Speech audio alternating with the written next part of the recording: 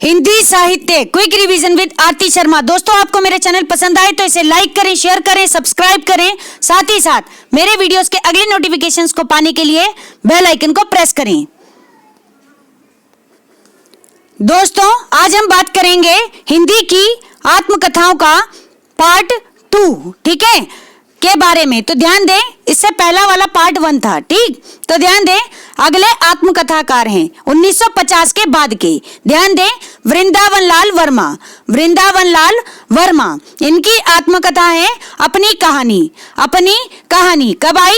1970 ईस्वी में। 1970 ईस्वी में। फिर आए राम अवतार। राम अवतार अरुण, ठीक है, राम अवतार अरुण जी। इनकी आत्मकथा है अरुणायन। क्या है? अरुणायन। ये कब आई? 1974 ईस्वी में। 1974 ईस्वी में। ध्यान रखेंगे, किसकी आत्मकथा है अरुणायन? तो राम अवतार अरुण जी की। अगले आत्मकथाकार हैं कृष्णचंद्र। कृष्णचंद्र जी की आत्मकथा है आधे सफर की पूरी कहानी।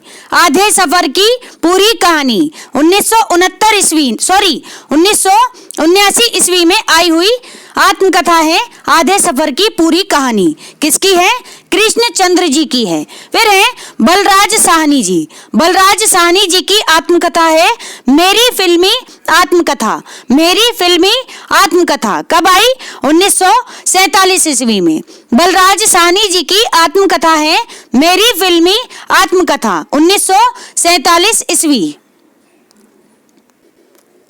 गौर करेंगे दोस्तों, अगले आत्मकथाकार हैं रामविलास शर्मा जी। इनकी आत्मकथा है घर की बात। घर की बात कब आई? 1983 ईस्वी में। किसकी आत्मकथा है? रामविलास शर्मा जी की आत्मकथा है घर की बात 1983 ईस्वी। फिर है शिव पूजन सहाय। शिव पूजन सहाय जी, इनकी आत्मकथा है मेरा जीवन। मेरा जीवन कब आई? 1985 ईस्वी में। ध्यान रखें, शिव पूजन सहाय जी की आत्मकथा है मेरा जीवन। 1985 में आई हुई आत्मकथा है। ध्यान दें दोस्तों, हंसराज रहबर अगले आत्मकथाकार हैं हंसराज रहबर जी। इनकी आत्मकथा है मेरे सात जन्म। मेरे सात जन्म कब आई? ये आई 1986 ईस्वी में, जो कि 3 खंडों में है, ठीक। ध्यान रखें, हंसराज रहबर जी की आत्मकथा है मेरे सात जन्म, जो कि 3 खंडों में प्रकाशित हुई आत्मकथा है। कब आई? 1986 ईस्वी में। ध्यान रखेंगे दोस्तों। गौर करेंगे, अगले आत्मकथाकार हैं कौन है? रामदरस मिश्र जी। रामदरस मिश्र जी, इनकी आत्मकथा है जहां मैं खड़ा हूं। जहां मैं खड़ा हूं कब आई? 1984 ईस्वी में आई हुई आत्मकथा है जहां मैं खड़ा हूं। किसकी है? रामदरस मिश्र जी की। फिर है रोशनी की पगडंडियां। रोशनी की पगडंडियां, ये इनकी आत्मकथा का दूसरा भाग है। फिर तीसरा भाग आया इनकी आत्मकथा का, किस नाम से? टूटते बनते दिन। टूटते बनते दिन, ठीक है। फिर है उत्तर पथ, चौथा भाग। चौथा भाग आया इनकी आत्मकथा का उत्तर पथ नाम से। किसकी आत्मकथाएं हैं? रामदरस मिश्र जी की। एक बार फिर से सुने। फिर है पंचम। पंचम भाग आया इनका 2000 ईस्वी में, ठीक है। किस नाम से? फुर्सत के दिन। फुर्सत के दिन नाम से। तो एक बार फिर से सुने, ध्यान देंगे दोस्तों। रामदरस मिश्र जी। रामदरस मिश्र जी, इनकी आत्मकथा है 5 भागों में है। पहला भाग है जहां मैं खड़ा हूं, इस नाम से 1984 ईस्वी में आई हुई आत्मकथा है। फिर दूसरा भाग आया इनका रोशनी की पगडंडियां नाम से। तीसरा भाग आया इनका टूटते बनते दिन नाम से। फिर चौथा भाग आया इनका उत्तर पथ नाम से। फिर इनकी आत्मकथा का 5वां भाग आया 2000 ईस्वी में फुर्सत के दिन नाम से। फुर्सत के दिन नाम से। किसकी आत्मकथाएं हैं ये सभी? रामदरस मिश्र जी की। ध्यान रखेंगे दोस्तों। ध्यान देना, अगले आत्मकथाकार हैं कन्हैया लाल मिश्र प्रभाकर। कन्हैया लाल मिश्र प्रभाकर, इनकी आत्मकथा है तपती पगडंडियों पर पदयात्रा, तपती पगडंडियों पर पदयात्रा कब आई? 1989 में, 1989 ईस्वी में। क्या है? तपती पगडंडियों पर पदयात्रा। किसकी आत्मकथा है? कन्हैयालाल मिश्र प्रभाकर जी की। ध्यान देंगे दोस्तों, अगले कथाकार हैं कौन? फणीश्वर नाथ रेणु जी। इनकी आत्मकथा है आत्म परिचय। आत्म परिचय कब आई? 1988 ईस्वी में। आत्म परिचय फणीश्वर नाथ रेणु जी की आत्मकथा है, 1988 में आई हुई आत्मकथा है। फिर है अमृतलाल नागर जी। अमृतलाल नागर जी, इनकी आत्मकथा है टुकड़े टुकड़े दास्तान। टुकड़े टुकड़े दास्तान कब आई? 1986 ईस्वी में। 1986 ईस्वी में। ठीक है, तो ध्यान दें अमृतलाल नागर जी की आत्मकथा पर। क्या है? टुकड़े टुकड़े दास्तान। बहुत ही इंपॉर्टेंट है दोस्तों, ये आई 1986 ईस्वी में आत्मकथा। ध्यान दें, अगले आत्मकथाकार हैं कौन है? डॉक्टर नागेंद्र। नागेंद्र नहीं है, डॉक्टर नगेंद्र जी। ठीक है, इनकी आत्मकथा है अर्ध कथा। अर्ध कथा कब आई? 1988 ईस्वी में। ठीक है, डॉक्टर नगेंद्र जी की आत्मकथा है अर्ध कथा। कब आई दोस्तों? 1988 ईस्वी में। ध्यान रखेंगे। फिर आई यशपाल जैन जी की आत्मकथा मेरी जीवन धारा। मेरी जीवन धारा कब आई? 1987 ईस्वी में। 1987 ईस्वी में। किसकी आत्मकथा है? यशपाल जैन जी की। क्या नाम है? मेरी जीवन धारा। कब आई? 1987 ईस्वी। ध्यान रखें। ध्यान देंगे दोस्तों, गोपाल प्रसाद व्यास। गोपाल प्रसाद व्यास जी, इनकी आत्मकथा है कहो व्यास कैसी कटी। कहो व्यास कैसी कटी। तो 1994 ईस्वी में आई हुई आत्मकथा है कहो व्यास कैसी कटी। ठीक है, किसकी आत्मकथा है? गोपाल प्रसाद व्यास जी की आत्मकथा है। ध्यान रखें। ध्यान दे दोस्तों, अगले आत्मकथाकार हैं रामविलास शर्मा जी। रामविलास शर्मा की आत्मकथा है मुंडेर पर सूरज। ठीक है, 3 भागों में है इनकी आत्मकथा। पहला भाग आया मुंडेर पर सूरज नाम से, दूसरा भाग आया देर सबेर। देर सबेर। ठीक है, फिर तीसरा भाग आया आपस की बातें। आपस की बातें। ठीक है, एक बार फिर से सुनेंगे। ध्यान दे दोस्तों, रामविलास शर्मा जी, इनकी आत्मकथा है मुंडेर पर सूरज, जो कि पहला भाग है। फिर है देर सवेर, इनकी आत्मकथा का दूसरा भाग। इनकी आत्मकथा का तीसरा भाग है आपस की बातें। याद रखें। फिर है रविंद्र कालिया जी। रविंद्र कालिया जी की आत्मकथा है, बहुत ही इंपॉर्टेंट है, गालिब छूटी शराब। गालिब छूटी शराब कब आई? 2000 ईस्वी में आई हुई आत्मकथा है गालिब छूटी शराब। ध्यान रखें, रविंद्र कालिया जी की आत्मकथा। ध्यान देंगे दोस्तों, अगले आत्मकथाकार हैं कौन? कमलेश्वर जी। कमलेश्वर जी, ठीक है, इनकी आत्मकथा है जो मैंने किया। जो मैंने किया। ये इस कब आई? 1992 ईस्वी में। ठीक है, भाग 1। इनकी आत्मकथा किसकी? कमलेश्वर जी की आत्मकथा 3 भागों में है, जिसका पहला भाग है जो मैंने किया। आया ये कब? 1992 ईस्वी में। फिर दूसरा भाग आया इनकी आत्मकथा का 1997 ईस्वी में। किस नाम से? यादों का चिराग। यादों का चिराग। फिर है दोस्तों तीसरा भाग, किस नाम से? 1999 ईस्वी में। किस नाम से? जलती हुई नदी। जलती हुई नदी। ठीक है, एक बार फिर से सुने। कमलेश्वर जी। कमलेश्वर जी की आत्मकथाएं 3 भागों में है। पहला भाग आया 1992 ईस्वी में, दूसरा भाग आया 1997 ईस्वी में, तीसरा भाग आया 1999 ईस्वी में। पहला भाग आया जो मैंने किया नाम से, फिर आया यादों का चिराग। यादों का चिराग। फिर आया जलती हुई नदी। जलती हुई नदी नाम से तीसरा भाग। ध्यान रखेंगे दोस्तों कमलेश्वर जी की आत्मकथाओं को। गौर करेंगे दोस्तों, अगले आत्मकथाकार हैं भगवती चरण वर्मा। इनकी आत्मकथा है कही ना जाए का कहिए, कही ना जाए का कहिए। ये कब आई? 2001 ईस्वी में। भगवती चरण वर्मा जी की आत्मकथा है कही ना जाए का कहिए, 2001 ईस्वी। फिर आई इनकी आत्मकथा राजेंद्र यादव, राजेंद्र यादव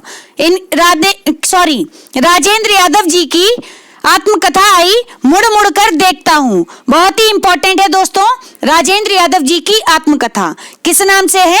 मुड़ मुड़ कर देखता हूँ। कब आई? 2001 ईस्वी में, 2001 ईस्वी में। ध्यान रखेंगे, ध्यान देना दोस्तों। अगले कथाकार हैं कौन? अखिलेश। अखिलेश जी की आत्मकथाएं हैं और वह जो यथार्थ था, और वह जो यथार्थ था। कब आई? 2001 ईस्वी में। अखिलेश जी की आत्मकथा और वह जो यथार्थ था 2001 ईस्वी में आई हुई आत्मकथा है। फिर है दोस्तों भीष्म साहनी, भीष्म साहनी। इनकी आत्मकथा है आज के अतीत, आज के अतीत। ये कब आई? 2003 ईस्वी में। एक बार फिर से सुने, भीष्म साहनी जी की आत्मकथा है आज के अतीत। कब आई? 2003 ईस्वी में। ध्यान रखेंगे दोस्तों। अगले आत्मकथाकार हैं अशोक वाजपेयी जी। अशोक वाजपेयी जी की आत्मकथा है पाव भर जीरे में ब्रह्मभोज, पाव भर जीरे में ब्रह्मभोज। दोस्तों बहुत ही इंपॉर्टेंट है ये आत्मकथा। किसकी है? अशोक वाजपेयी जी की आत्मकथा है पाव भर जीरे में ब्रह्मभोज। कब आई?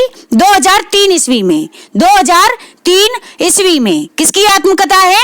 अशोक वाजपेयी जी की, पाव भर जीरे में ब्रह्मभोज। फिर है दोस्तों स्वदेश दीपक जी की आत्मकथा। क्या है? मैंने मांडू नहीं देखा, मैंने मांडू नहीं देखा। स्वदेश दीपक जी की आत्मकथा है मैंने मांडू नहीं देखा।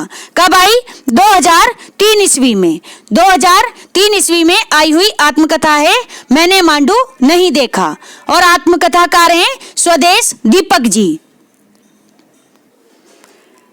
ध्यान दे दोस्तों, अगले आत्मकथाकार हैं कौन? रविंद्रनाथ त्यागी, रविंद्रनाथ त्यागी जी। इनकी आत्मकथा है वसंत से पतझड़ तक, वसंत से पतझड़ तक। कब आई? 2005 ईस्वी में, 2005 ईस्वी में आई हुई रविंद्रनाथ त्यागी जी की आत्मकथा है वसंत से पतझड़ तक। ध्यान रखेंगे, ध्यान देना दोस्तों। अगले आत्मकथाकार हैं कौन? विष्णु प्रभाकर जी, विष्णु प्रभाकर जी। इनकी आत्मकथा है पंखहीन, पंखहीन। और पहला भाग है इनकी आत्मकथा का। कब आया? 2004 ईस्वी में। ठीक है। फिर इनकी आत्मकथा का दूसरा भाग आया 2004 ईस्वी में ही। ठीक है। किस नाम से? मुक्त गगन में नाम से, मुक्त गगन में नाम से। फिर है दोस्तों तीसरा भाग 2004 ईस्वी में, पंछी उड़ गया, पंछी उड़ गया। ठीक है। एक बार फिर से सुने, ध्यान दे दोस्तों। विष्णु प्रभाकर जी की आत्मकथाएं हैं पंखहीन, पंखहीन। कब आया ये भाग? इनकी आत्मकथा का पहला भाग है पंखहीन, जो कि 2004 में आया। फिर दूसरा भाग 2004 में ही आया। किस नाम से? मुक्त गगन में, मुक्त गगन में। फिर है तीसरा भाग 2004 में ही आया। किस नाम से? पंछी उड़ गया, पंछी उड़ गया। तो ध्यान रखें दोस्तों, ये तीनों ही पंछी से रिलेटेड इनकी आत्मकथा के नाम है। पंखहीन, मुक्त गगन में, पंछी उड़ गया। विष्णु प्रभाकर जी की आत्मकथाएं हैं। ध्यान रखेंगे, ध्यान दे दोस्तों। अगले आत्मकथाकार हैं कौन? कन्हैया लाल नंदन जी, कन्हैया लाल नंदन जी। ठीक है। जिनकी आत्मकथा है एक अंतहीन तलाश, एक अंतहीन तलाश। कब आई? 2007 ईस्वी में।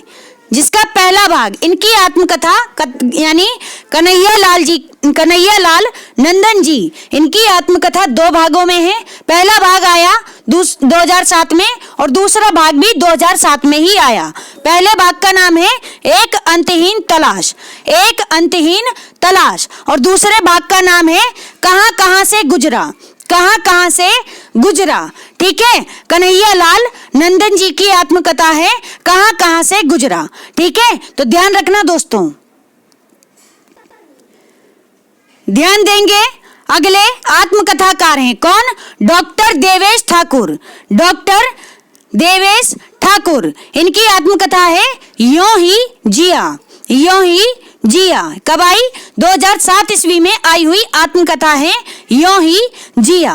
ठीक, फिर है कृष्ण बलदेव वैद्य जी की आत्मकथा। किसकी? कृष्ण बलदेव वैद्य जी की आत्मकथा। शमे हर रंग। शमे हर रंग, ये आ नहीं होगा, ए होगा। शमे हर रंग, ठीक है। किसकी आत्मकथा है? कृष्ण बलदेव वैद्य जी की। अगले आत्मकथाकार हैं कौन? नंद चतुर्वेदी जी। नंद चतुर्वेदी जी की आत्मकथा है अतीत राग। अतीत राग, ठीक है, नंद चतुर्वेदी जी की आत्मकथा। फिर है जाबिर हुसैन। जाबिर हुसैन जी की आत्मकथा है रेत पर खेमा। रेत पर खेमा, जाबिर हुसैन जी की आत्मकथा है रेत पर खेमा। ध्यान दे दोस्तों, तोताराम सनाडे। तोताराम सनाडे जी की आत्मकथा है भूतलेन की कथा। भूतलेन की कथा, किसकी आत्मकथा है? तोताराम सनाडे जी की। फिर है सुमित्रा नंदन पंत जी। सुमित्रा नंदन पंत जी की आत्मकथा है 7 वर्ष। ये 7 वर्ष होगा दोस्तों, एक रेखांकन।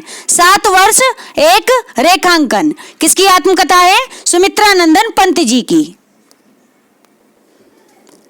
गौर करेंगे दोस्तों, अगले आत्मकथाकार हैं मिथिलेश्वर जी। कौन? मिथिलेश्वर जी। इनकी आत्मकथा है कहां तक कहे युगों की बात। कहां तक कहें युगों की बात, क्या है आत्मकथा?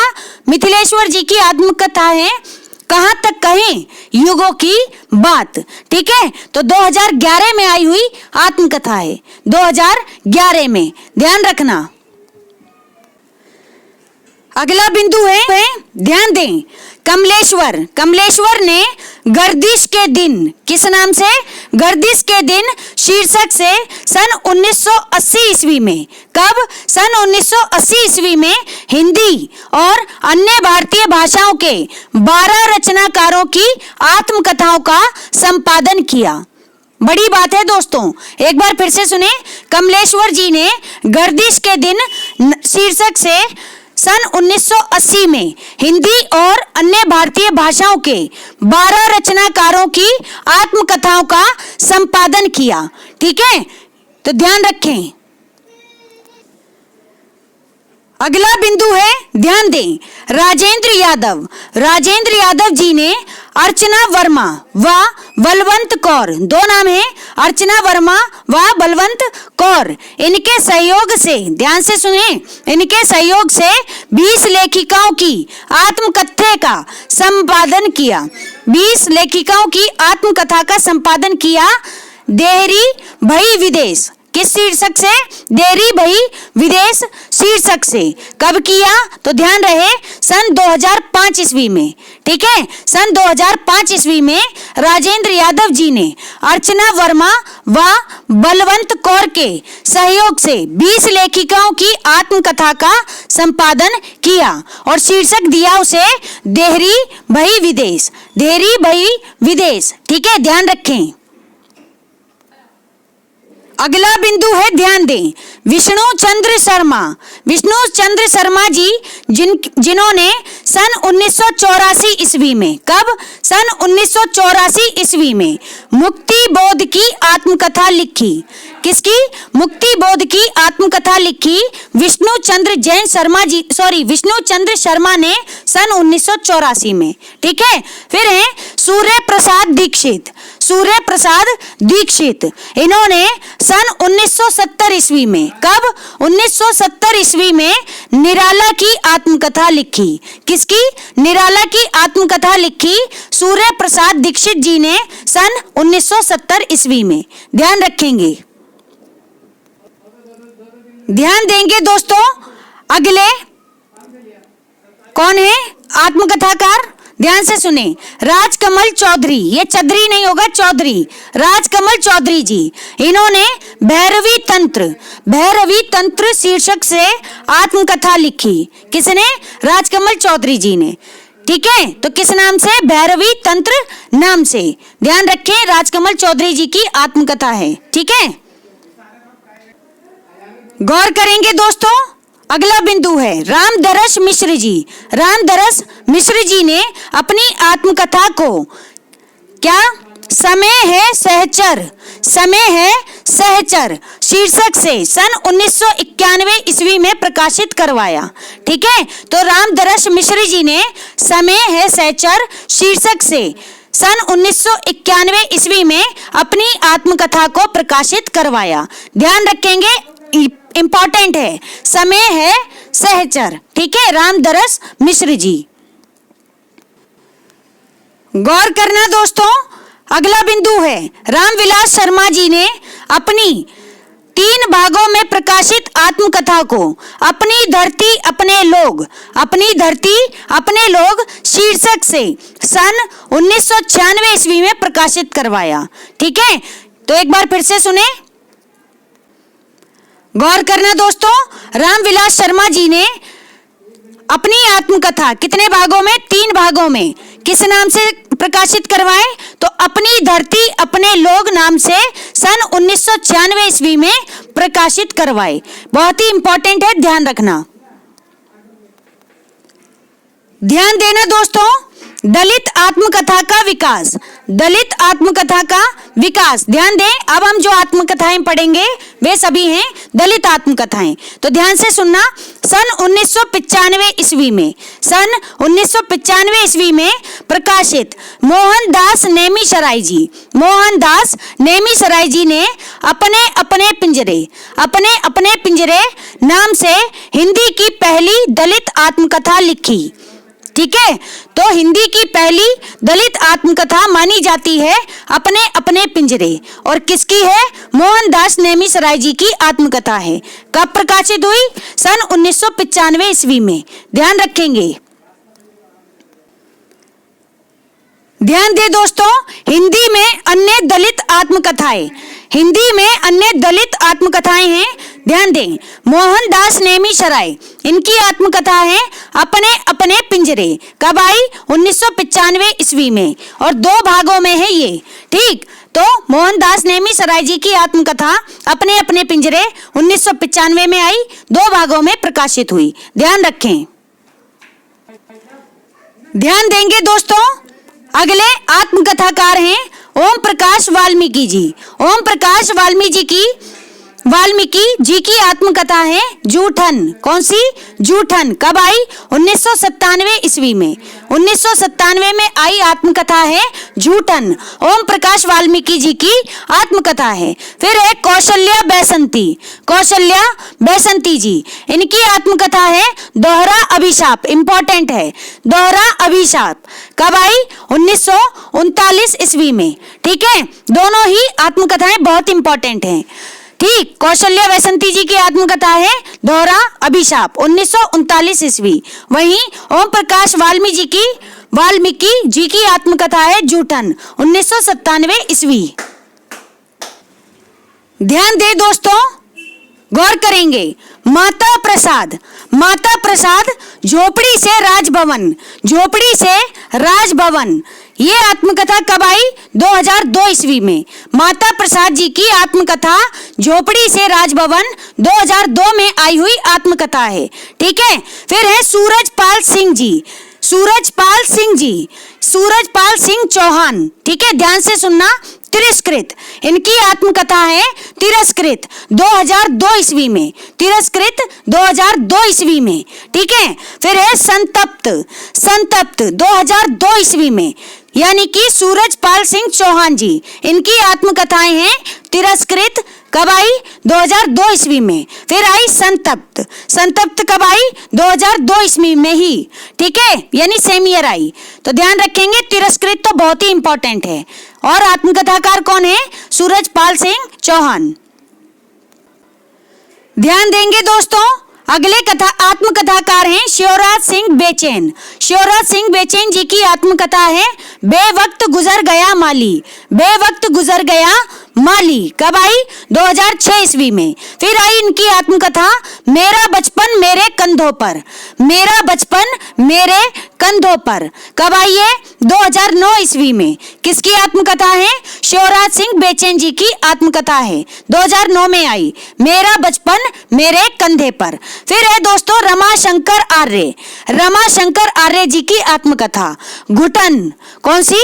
घुटन। कब आई? 2005 ईस्वी में। ठीक है, ध्यान रखेंगे दोस्तों, रमाशंकर आर्य जी की आत्मकथा है घुटन।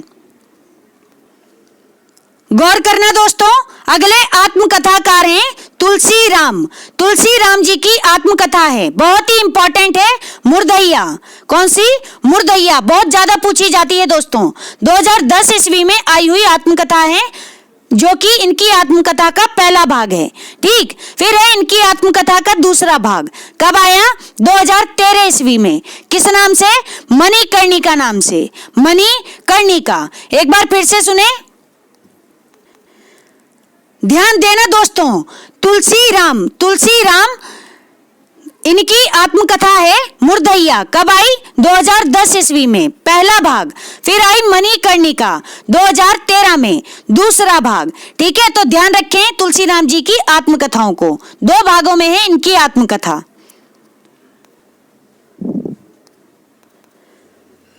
ध्यान देना दोस्तों, डी.आर. जाटव होगा दोस्तों ये। ठीक है, इनकी आत्मकथा है मेरा सफर मेरी मंजिल। मेरा सफर मेरी मंजिल। कब आई? 2000 ईस्वी में आई हुई आत्मकथा है मेरा सफर मेरी मंजिल, डी.आर. जाटव जी की, यानी डॉक्टर जाटव जी। ठीक, फिर है किशोर शांताबाई काले। किशोर शांताबाई काले जी की दलित आत्मकथा है छोरा कोल्हाटी। छोरा कोल्हाटी। कब आई? 1997 ईस्वी में। छोरा कोल्हाटी 1997 ईस्वी में। ठीक है, किशोर शांताबाई काले जी की आत्मकथा है, ध्यान रखेंगे। ध्यान दे दोस्तों, अगले आत्मकथाकार हैं रूपनारायण सोनकर जी। रूपनारायण सोनकर जी की आत्मकथा है नागफनी। नागफनी, जो कि इनकी आत्मकथा का पहला भाग है, 2007 में आया। ठीक है, फिर दूसरा भाग भी 2007 में ही आया। किस नाम से? मेरे जीवन की बाइबल। मेरे जीवन की बाइबल नाम से। ठीक है, तो एक बार फिर से सुने, रूपनारायण सोनकर जी की आत्मकथाएं हैं, 2 भागों में है। पहला भाग है नागफनी 2007 में, फिर दूसरा भाग है मेरे जीवन की बाइबल 2007 में ही। फिर आए धर्मवीर। धर्मवीर जी की आत्मकथा है मेरी पत्नी और भेड़िया। मेरी पत्नी और भेड़िया। तो दोस्तों 2009 ईस्वी में। ठीक है, इंपॉर्टेंट है धर्मवीर जी की आत्मकथा मेरी पत्नी और भेड़िया, तो 2009 ईस्वी में। ध्यान रखिए दोस्तों, गौर करेंगे दोस्तों, अगली कथाकार हैं आत्मकथाकार सुशीला टाकबोरे। सुशीला टाकबोरे जी की बहुत ही प्रचलित यानी कि प्रसिद्ध, ठीक है, बहुत ही प्रसिद्ध आत्मकथा है शिकंजे का दर्द। शिकंजे का दर्द बहुत ही ज्यादा इंपॉर्टेंट है, 2011 में आई हुई आत्मकथा है शिकंजे का दर्द। किसकी आत्मकथा है? सुशीला टाकबोरे जी की। ठीक है, तो ध्यान रखें दोस्तों, साहित्य में पढ़ें, सब कुछ पढ़ें, लेकिन दलित साहित्य जरूर पढ़ें। ठीक है, आपको चीजों को समझने की एक नई दृष्टि मिलेगी, आप जीवन की सच्चाइयों से रूबरू होंगे। ठीक है, समाज का एक ऐसा तबका जिसे इग्नोर कर दिया जाता है, ठीक है, उसकी जीवन की सच्चाइयों का वर्णन मिलता है दलित आत्मकथाओं में। ठीक है, बहुत कुछ सीखने को मिलेगा, तो एक बार पढ़कर जरूर देखें अगर समय मिले तो। ठीक है, ध्यान रखना। ध्यान देंगे दोस्तों, अन्य भारतीय भाषाओं से अनुदित दलित आत्मकथा। ठीक है, अब यहाँ पर बात करते हैं जो अन्य भारतीय भाषाएं हैं उनसे जो अनुदित होकर हमारी दलित आत्मकथाएं लिखी गई, वे आत्मकथाएं। तो ध्यान देंगे दोस्तों, इससे पहले जो हम पढ़ रहे हैं वो हमने पढ़ी हिंदी की दलित आत्मकथाएं। अब हम पढ़ेंगे अन्य भाषाओं से जो हिंदी में अनुवादित हुई हैं वो आत्मकथाएं। तो ध्यान रखना, गौर करें दोस्तों, ध्यान दें, यहां पर लेखक का नाम नहीं है, ठीक, सब अच्छा ऑप्शन है यहाँ पर। सबसे पहले वाला जो कॉलम आप देखेंगे, ठीक है, इसमें लेखक देखेंगे, फिर आत्मकथा देखेंगे। ये आत्मकथा नहीं है, आत्मकथा है, ठीक। आत्मकथा देखेंगे, फिर देखेंगे कि किस भाषा की वह मूल रूप से आत्मकथा है, फिर एंड में हम देखेंगे कि अनुदित आत्मकथा, ठीक है, अनुदित आत्मकथा को। तो ध्यान रखना दोस्तों, ठीक है, पहले लेखक, फिर आत्मकथा, फिर भाषा, फिर अनुदित आत्मकथा, ठीक है। तो ध्यान रखें, ध्यान देना दोस्तों। दया पवार, दया पवार जी, इनकी आत्मकथा है बलूत। कौन सी? बलूत। मूल रूप से मराठी भाषा में लिखी गई है ये, और अनुवादित हुई है अछूत नाम से, ठीक है। किस नाम से? अछूत नाम से, ठीक है। 1979 ईस्वी में दया पवार जी की आत्मकथा, ठीक है। तो ध्यान से एक बार फिर से सुने, दया पवार, इनकी आत्मकथा बलूत, जो कि मराठी में इन्होंने अनुवाद किया। किसका? बलूत आत्मकथा का, जो कि मराठी भाषा में लिखी गई थी और किया अछूत नाम से 1979 में। ध्यान रखेंगे, ध्यान दें। अगले हैं शरण कुमार लिम्बाले। शरण कुमार लिम्बाले, इन्होंने अक्कार मासी नामक आत्मकथा, जो कि मराठी में लिखी गई आत्मकथा है अक्कर मासी, उसका अनुवाद किया अक्कर मासी नाम से। अक्कर मासी नाम से ही अनुवाद किया 1991 ईस्वी में। किसने? शरण कुमार लिम्बाले जी ने, ठीक है। मूल रूप से किस में थी ये? मराठी भाषा में थी, अक्कर मासी आत्मकथा, ठीक है। ध्यान दे दोस्तों, लक्ष्मण गायकवाड़ जी, अगले हैं लक्ष्मण गायकवाड़ जी। इन्होंने उचत्या नाम से मराठी आत्मकथा का अनुवाद किस नाम से किया? तो हिंदी में उचक्का नाम से ही किया। अच्छा, जो मराठी में नाम है आत्मकथा का वो है उचत्या, और जो हिंदी में इन्होंने अनुवाद किया वो किया उचक्का नाम से। कब आई है? 1992 में आई हुई आत्मकथा है, अनुदित आत्मकथा है उचक्का, ठीक है। किसने किया अनुवाद? तो लक्ष्मण गायकवाड़ जी ने, ठीक है। ध्यान दे दोस्तों, प्रेम गोरखी जी, ठीक है, इन्होंने पंजाबी भाषा में रचित, ठीक है, नाम नहीं पता आत्मकथा का, उसका अनुवाद किया किस नाम से? गैर हाजिर आदमी नाम से 1994 ईस्वी में। किसने? प्रेम गोरखी जी ने, ठीक है। गैर हाजिर आदमी नाम से अनुवाद किया पंजाबी आत्मकथा का 1994 में। फिर है दोस्तों, ध्यान दें, बेबी कामले, इन्होंने अनुवाद किया मराठी आत्मकथा का किस नाम से? जीवन हमारा नाम से। कब आई है? 1995 ईस्वी में आई हुई आत्मकथा है। किसकी? बेबी कंबाले जी की अनुदित आत्मकथा है, ठीक है, अनुवादित है मराठी भाषा से, इन्होंने हिंदी में अनुवाद किया जीवन हमारा नाम से।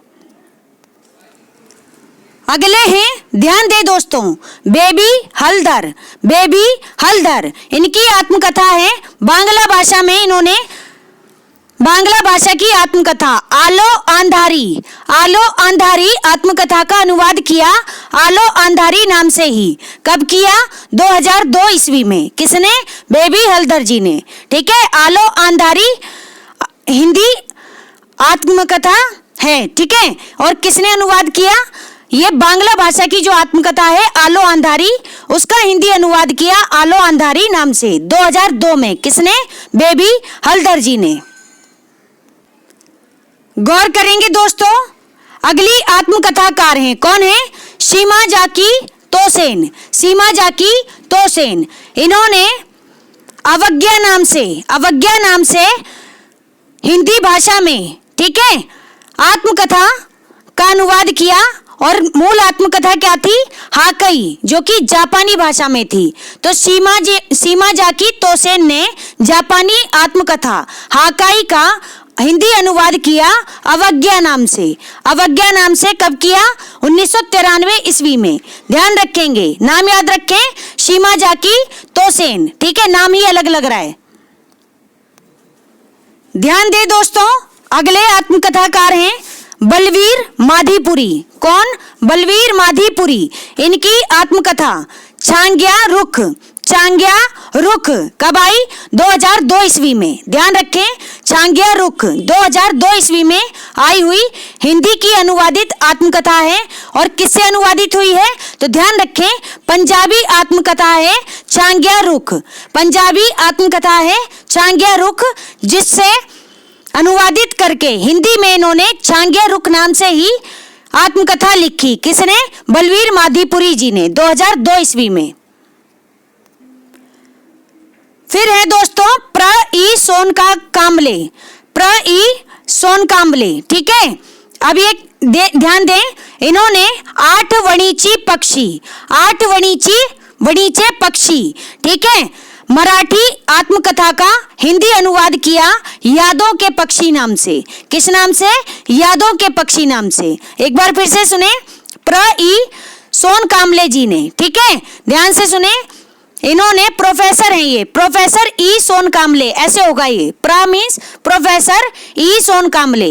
ये लोग टाइपिंग करते हैं, पता नहीं कैसी टाइपिंग करते हैं। कम से कम अपना काम तो इन्हें ढंग से करना चाहिए। आधी से ज्यादा स्पेलिंग समझ में ही नहीं आती है कि क्या लिखा है, ठीक है। तो प्रोफेसर ई सोनकाम्बले, इन्होंने 8 वणिचे पक्षी जी, ठीक है, इसका जो कि मराठी भाषा की आत्मकथा है, इसका हिंदी अनुवाद किया यादों के पक्षी नाम से। किस नाम से? यादों के पक्षी नाम से। ध्यान रखेंगे, ध्यान दें दोस्तों, लक्ष्मण माने। लक्ष्मण माने इन्होंने मराठी आत्मकथा उपरा, मराठी आत्मकथा है उपरा, उसका अनुवाद किया किस नाम से? पराया नाम से, ठीक है। लक्ष्मण माने जी ने मराठी आत्मकथा उपरा का हिंदी अनुवाद किया पराया नाम से। तो ध्यान रखेंगे दोस्तों, ठीक है। तो दोस्तों हमारा आत्मकथा संबंधी विषय यही समाप्त होता है। Thanks for watching. अगर आपको मेरे वीडियोस पसंद आ रहे हैं तो इन्हें लाइक करें, शेयर करें, मेरे चैनल को सब्सक्राइब करें। साथ ही साथ मेरे वीडियोस के अगले नोटिफिकेशंस को पाने के लिए बेल आइकन को प्रेस करें। धन्यवाद दोस्तों।